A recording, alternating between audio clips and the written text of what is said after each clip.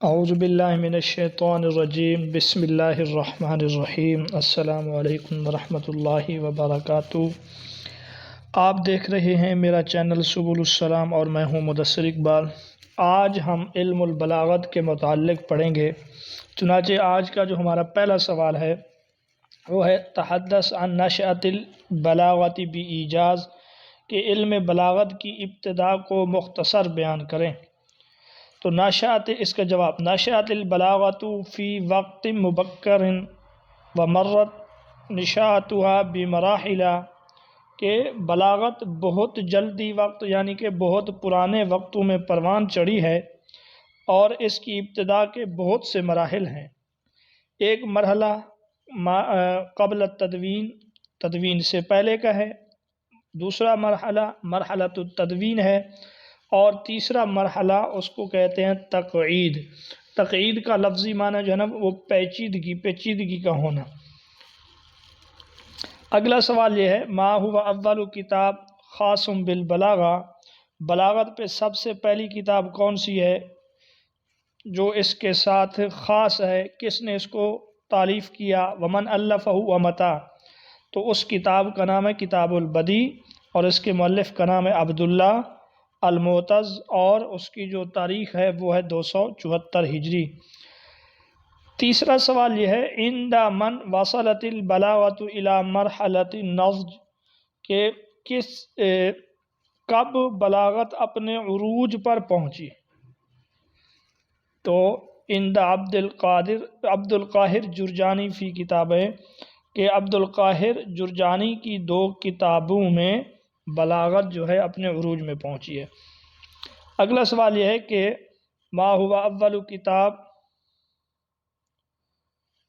یمثل مرحلۃ التدوین، کہ تدوین کے مرحلے کی پہلی کتاب کون سی ہے، یا کون سی کتاب بطور مثال کے دی جاتی ہے تدوین کے مراحل میں؟ تو اس کا نام ہے جناب مجاز القرآن، اور اس کے مؤلف ہیں ابو عبیدہ۔ اگلا سوال یہ ہے عندما الف فخر الدین رازی کتابہ نہایت الایجاز فی درایت متى بدأت مرحلۃ التقعید، وہ میں جواب پڑھ رہا تھا کہ تقعید کا مرحلہ جو ہے یہ کب شروع ہوا؟ تو یہ اس وقت شروع ہوا جب فخر الدین رازی نے نہایت الایجاز فی درایت الایجاز نامی کتاب لکھی۔ تو آپ سے اس کتاب کے متعلق بھی پوچھا جا سکتا ہے کہ اس کے مؤلف کون ہے۔ سوال نمبر 6 ہے ما اقسام البلاغہ، کہ بلاغہ کی قسمیں کتنی ہیں؟ تو البلاغہ ثلاثۃ اقسام، اس کی 3 قسمیں ہیں، علم المعانی، علم البیان اور علم البدیع۔ اب تک تو ہم بلاغت کے مراحل کے متعلق پڑھتے آ رہے تھے۔ اب یہ کہ بلاغت کہتے کسے، ما ہی البلاغہ، بلاغہ کیا ہے، کسے کہتے ہیں؟ تو العلم الذی یعرف بہ فصاحت الکلام مع مطابقتہ لمقتضی الحال، کہ وہ علم جس کے ذریعے جانا جائے ایسے فصیح کلام کو، یعرف بہ جس کے ذریعے جانا جائے کلام کی فصاحت کو، یا ایسے فصیح کلام کو جو مقام اور حال کے مطابق ہو، جو مقتضی حال کے مطابق ہو، یعنی جس وقت جتنی کلام کی ضرورت ہو اتنی کلام، اور وہی کلام انتہائی فصاحت کے ساتھ ہو، تو وہ جو ہے بلاغت ہے۔ آگے آ جاتے ہیں کہ سوال نمبر 8 ہے ما ہوا علم المعانی، علم معانی کسے کہتے ہیں؟ تو علم معانی العلم الذی، وہ علم ہے یختص بمعرفت احوال ترکیب الکلام بمطابقتها لمقتضی الحال، کہ وہ علم ہے جو خاص ہے ان قواعد کی معرفت میں، یختص بمعرفت احوال، جو خاص ہے ان احوال یا ان قواعد کی معرفت میں جن کا تعلق کلام کی ترکیب سے ہے، جن کا تعلق کلام کی ترکیب سے ہے اور وہ مقتضی حال کے مطابق ہوتا ہے۔ یعنی اس علم میں ایسے قواعد سکھائے جاتے ہیں جن کے ذریعے متکلم جو ہے کسی شخص سے اس کی ذہنی صلاحیت اور مقتضی حال کے مطابق کلام کر سکے، تو یہ ہے علم معانی۔ اب اگر ایک بچے کے سامنے PhD لیول کی باتیں ہوں تو اگرچہ کلام عمدہ ہے لیکن ہم اس کو علم معانی میں شمار نہیں کریں گے، کیونکہ وہ مخاطب کے ذہنی صلاحیت اور اس کے مطابق نہیں ہے۔ سوال نمبر 9 ہے ما ہوا علم البیان، علم بیان کسے کہتے ہیں؟ یہ بلاغت کی جو تیسری قسم ہے۔ العلم الذي يعبر به عن المعنى الواحد بطرق مختلفہ، کہ اس علم کو کہتے ہیں جس میں ایک معنی ہو اور اس کو بیان مختلف طریقوں سے کیا جاتا ہے۔ العلم الذي، ما ہوا علم البدی، کہ علم بدی کسے کہتے ہیں؟ العلم الذي يعين على معرفة كيفية تحسين الکلام، کہ وہ علم جس میں فصیح و بلیغ کلام کو مزید خوبصورت بنانے اور اس کو سنوارنے کے قواعد بیان کیے جاتے ہیں۔ اگلا سوال یہ ہے اذکر منزلۃ البلاغہ بین علوم العربیہ، علوم عربیہ میں بلاغت کا مقام کیا ہے وہ واضح کریں۔ تو للبلاغۃ منزلۃ رفیعۃ بین العلوم العربیہ، کہ بلاغت کا بہت اہم یا بہت بلند مقام ہے علوم عربیہ میں۔ فہیہ، اسی کے ذریعے، فہیہ تانی بملائمۃ الکلام للمقام الذی قیل فیہ، کہ اسی کے ذریعے کلام کا معنی مراد سمجھ میں آتا ہے اور اس کی وضاحت ہوتی ہے، اور وجمال الاسلوب، اور حسین اسلوب کا استعمال ہوتا ہے۔ سوال نمبر 12 ہے ما علاقۃ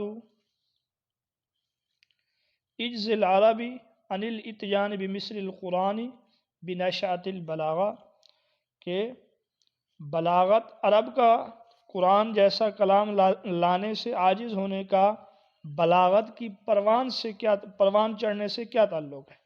ما ہی علاقہ، کیا تعلق ہے بنشأۃ البلاغہ، بلاغہ کے نشاط اور پھلنے پھولنے کا، کس لحاظ سے کہ عرب جو ہے قرآن جیسا کچھ کلام لانے سے عاجز ہیں؟ تو کہتے ہیں یہ علاقۃ، جواب یہ ہے یہ علاقۃ وثیقہ، کہ یہ بہت گہرا تعلق ہے۔ لأن العرب عند عجزهم عن الاتيان بمثل القرآن سعوا إلى معرفة بعض اسرار القرآن، کہ جب عرب قرآن جیسا کلام لانے سے عاجز آ گئے تو قرآن کے راز اور قرآن کی حکمتوں میں وہ غور کرنے لگے، آخر کیا راز اور کیا حکمت ہے۔ تو وَكَانَ ذَلِكَ سَبَبٌ مِّنْ أَسْبَابِ نَشْأَةِ الْبَلَاغَةِ، تو یہی کوششیں جو تھیں نا بلاغت کے پروان چڑھنے کے اسباب میں سے کچھ سبب ہیں۔ سوال نمبر 13 ہے کہ بین صلۃ البلاغۃ بالقرآن الکریم، بلاغت کا قرآن پاک سے کیا تعلق ہے یہ بیان کریں۔ العلاقۃ بینہما ہی علاقۃ الجزء بالکل، تو یہ تعلق جز کل کا ہے، کہ لأن البلاغۃ احد علوم القرآن، کیونکہ قرآن مجید کے علوم میں سے ایک علم بلاغت بھی ہے۔ اور ویشترط، دونوں طریقوں سے آپ پڑھ سکتے ہیں، لمن یفسر القرآن ان یکون عالما بالبلاغہ، اور شرط ہے مفسر قرآن کے لیے، اس شخص کے لیے جو قرآن مجید کی تفسیر کر رہا ہے، کہ وہ بلاغت کا جاننے والا ہو۔ اگلا سوال 14 اذکر بعض فوائد دراست البلاغہ، کہ بلاغت کے کچھ فوائد بتائیں، بلاغت کو پڑھنے کے، اس کے مطالعہ کرنے کے۔ تو جواب یہ ہے منہا تعین البلاغت علی معرفت معانی القرآن، کہ بلاغت جو ہے قرآن مجید کے معنی کی پہچان کے لیے مددگار ہے، معاون ہے۔ وہ اسرار التعبیر فیہ، اور اس کی اسرار کی معرفت میں بھی، اور والوجوہ المحتملۃ لجملہ و تراکیبہ، اور جملوں میں سے اس کے محتملات کو سمجھنے میں بھی یہ مدد کرتی ہے، اور تراکیب کے معرفت میں بھی مدد کرتی ہے، کیونکہ بلاغت کے ذریعے ایک جملے کے معنی میں تبدیلیاں آ جاتی ہیں۔ تو بہرحال یہ بلاغت کے کچھ فوائد ہیں، کہ اس کے ذریعے قرآن مجید کے معانی کو سمجھنے میں، اس کے اسرار کی معرفت اور اس کی تراکیب، اور جملوں کے محتملات، کہ ایک جملہ کتنے معنی کا احتمال رکھتا ہے، یعنی اس سے کتنے معنی مراد ہو سکتے ہیں، وہ سمجھنے میں مدد ملتی ہے۔ اسی طرح تعیین علی اختیار النصوص البلیغہ من الشعر والنثر، کہ کہ شعر اور نثر میں بلیغ عبارتیں منتخب کرنے میں مدد ملتی ہے، پسند کرنے میں، منتخب کرنے میں۔ اسی طرح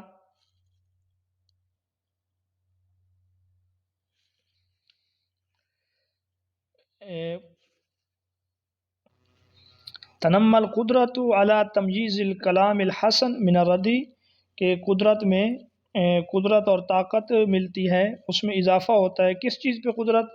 تمییز الکلام الحسن، کہ اچھے اور عمدہ کلام کو جدا کرنا ردی کلام سے۔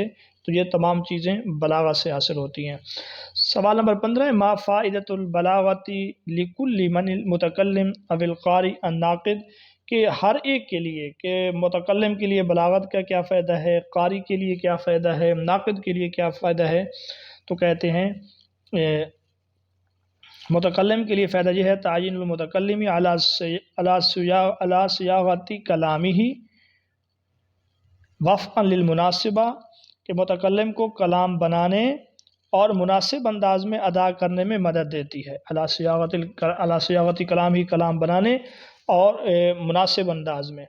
وتعین القاری علی ادراک جمال او قبح ما یقرأ، اور قاری کو جو بھی وہ پڑھ رہا ہے اس کی خوبصورتی یا بدصورتی کا ادراک دیتی ہے۔ وتعطی الناقد آلات النقد و احکامہ، کہ جو ناقد ہے نا اس کو وہ نقد کے آلات، اسباب مہیا کرتا ہے اور اس کے احکامات کا اس کو علم ہوتا ہے۔ سوال نمبر 16 ہے اذکر انواع الفصاحہ، فصاحت کی کتنی قسمیں ہیں؟ تو یاد رکھیں للفصاحت ثلاثۃ انواع، فصاحت کی 3 قسمیں ہیں۔ فصاحت کلمہ ہے، فصاحت کلام ہے، اور فصاحت متکلم ہے۔ اگلا سوال یہ ما ہوا کلام الفصیح، ما ہی کلمۃ الفصیح، سوال نمبر 17 ہے کہ کلمہ فصیح کسے کہتے ہیں؟ ہی التی خلت من العجوب التالیہ، کہ وہ ان عجوب سے خالی ہو، تنافر حروف، غرابت اور قواعد لغت کے مخالفت سے خالی اور پاک ہو۔ سوال نمبر 18 ہے کلام فصیح کسے کہتے ہیں؟ تو کلام فصیح هو الذی خلا من العجوب التالیہ، وہ کلام جو ان عجوب سے خالی ہو۔ وہ کون سے عجوب ہیں؟ تنافر کلام، ضعف تالیف، تعقید معنوی اور لفظی۔ تو جو کلام تنافر کلام سے، ضعف تالیف اور تعقید معنوی اور لفظی سے خالی ہو تو اس کو کہتے ہیں فصیح کلام۔ ما هو الکلام البلیغ، کلام بلیغ کسے کہتے ہیں؟ تو هو الذی یکون ملائما للمقام وتکون کلماتها کلها فصیحہ، کہ کلام بلیغ اس کلام کو کہتے ہیں جو مقتضائے حال کے مطابق اور مناسب مقام پہ ہو، نیز اس کے تمام کلمات جو ہوں نا فصیح ہوں۔ سوال نمبر 20 ہے ما اہم الموضوعات التی یدرسها علم المعانی، کہ علم معانی کے علماء معانی کے نزدیک جو ہے نا، یا جن کو علم معانی کے علماء پڑھتے ہیں ان کے نزدیک اہم موضوعات کون سی ہیں؟ تو ان کے نزدیک اہم موضوعات جو ہے نا وہ یہ ہیں: خبر، انشاء، اسناد، ایجاز، اطناب اور قص۔ ما اقسام الکلام عند علماء المعانی، علماء معانی کے نزدیک کلام کی کتنی قسمیں ہیں؟ اہم موضوعات اوپر گزر چکی ہیں، اب اس میں سے کلام کے متعلق تو کلام کی 2 قسمیں ہیں، الخبر والانشاء۔ سوال نمبر 22 ہے ما هو الخبر، خبر کسے کہتے ہیں؟ تو خبر اس کلام کو کہتے ہیں یحتمل الصدق والکذب، کہ جو صدق اور کذب دونوں کا احتمال رکھتا ہو، جس میں سچ اور جھوٹ دونوں کا احتمال رکھتا ہو، بغض النظر عن قائلہ، کہ قطع نظر اس کے کہنے والے سے۔ ما هو الانشاء، انشاء کسے کہتے ہیں؟ هو الکلام الذی لا يحصل مضمونه الا بعد التلفظ به، کہ انشاء وہ کلام جس کا مضمون اس کے بولنے کے بعد ہی حاصل اور معلوم ہو سکے۔ ما اقسام الانشاء، انشاء کی کتنی قسمیں ہیں؟ انشاء کی 2 قسمیں ہیں، طلبی اور غیر طلبی۔ فالطلبی انواع، انشاء طلبی کی کئی قسمیں ہیں: امر ہے، نہیں، استفہام، ندا، تمنی۔ غیر طلبی یکون عن طریق صیغ المدح، کبھی وہ مذمت کے صیغوں میں ہے، کبھی مدح کے صیغوں میں اور کبھی تعجب کے صیغوں میں۔ یہ جو ہے نا انشاء غیر طلبی کی قسمیں ہیں۔ ما الغرض الاصلی من القاء الخبر، کہ خبر کا اصل فائدہ کیا ہے؟ تو الغرض الاصلی ہوا فائدۃ الخبر ولازم الفائدہ. تو فائدہ خبر کا مطلب یہ ہے کہ مخاطب کو وہ خبر دینا جو اسے معلوم نہ ہو. اگلا سوال یہ ہے کہ یخرج الخبر الی اغراض غیر اصلیہ فما ہی، کہ بعض اوقات خبر کے اور بھی فوائد ہوتے ہیں، اغراض ہوتے ہیں اصلی اغراض کے علاوہ. وہ کون سی ہیں؟ تو وہ کہتے ہیں اظہار الذوف، کبھی ذوف کا اظہار کرنا، توبیخ، مدح، فخر اور نصیحت کرنا، کچھ ارشاد. یہ تمام چیزیں جو ہے نا خبر کے ذریعے ہوتی ہیں. کمزوری کے اظہار کے لیے مثلاً ڈانٹ ڈپل کے لیے، مدح کے لیے، فخر کے لیے، نصیحت کے لیے، ارشاد یعنی رہنمائی کے لیے. اگلا سوال یہ ہے من ہوا واضح اصول علم البیان والمعانی. یہ جو دو علم ہیں نا، بیان اور معانی، علم بیان اور علم بدیع کے موجد کون ہیں؟ تو وہ ہیں جناب عبد القاہر جرجانی. معذرب الخبر بنسبت للحال المخاطب، کہ مخاطب کے حالت کے اعتبار سے خبر کی کتنی قسمیں ہیں؟ تو خبر کی دو قسمیں ہیں. خبر کی تین قسمیں، ابتدائی، طلبی اور انکاری. اذکر بعض مؤکدات الخبر، خبر کی کن کلمات سے تاکید ہوتی ہے، بعض ان میں سے ذکر کریں. تو خبر کی تاکید کے لیے انا، انا، لام توکید، قسم اور کبھی قد کو داخل کرتے ہیں ماضی پر جب قد داخل ہو، مضارع پر نہیں. اسی طرح انما ہے اور نون تاکید ہے. سوال نمبر 30 ہے کہ ما هو الامر، امر کسے کہتے ہیں؟ امر کہتے ہیں هو طلب الحدوث الفعل من المخاطب على سبیل الاستعلاء والالزام، مخاطب سے فعل کے وجود کو طلب کرنا استعلاء اور الزام کے طور پر. اگلا سوال یہ ہے اذکر صیغ الامر، امر کے صیغے ذکر کرو. تو جواب یہ ہے فعل امر، اسی طرح فعل مضارع جو متصل و لام امر کے ساتھ، اور مصدر النائب عن فعل الامر. اسی طرح وہ مصدر جو فعل امر کے نائب ہو، اس کی جگہ پر ہو، اور وہ اسم فعل جو امر کے معنی میں ہو. سوال نمبر 32 ہے ما ہی المعانی التی یخرج الیہا الامر، کہ امر کے معانی میں سے کچھ معانی بیان کیجئے، امر کے اغراض و مقاصد بیان کیجئے.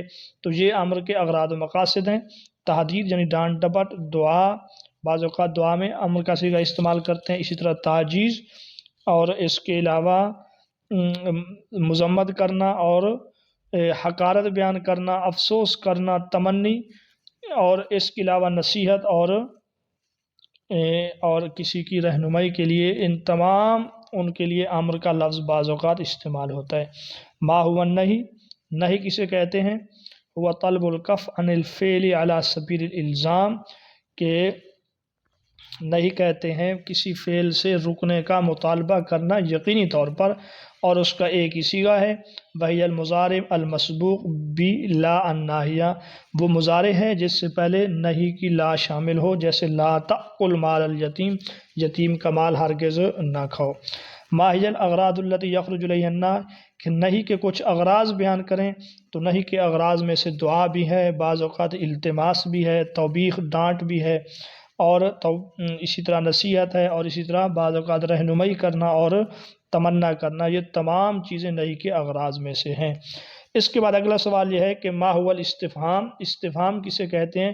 ہوا طلب معرفت امر من الامور لم یکن معروفا من قبل، کہ ایسے امر کے بارے میں، ایسی چیز کے بارے میں استفسار کرنا یا پوچھنا جس کو وہ نہیں جانتا.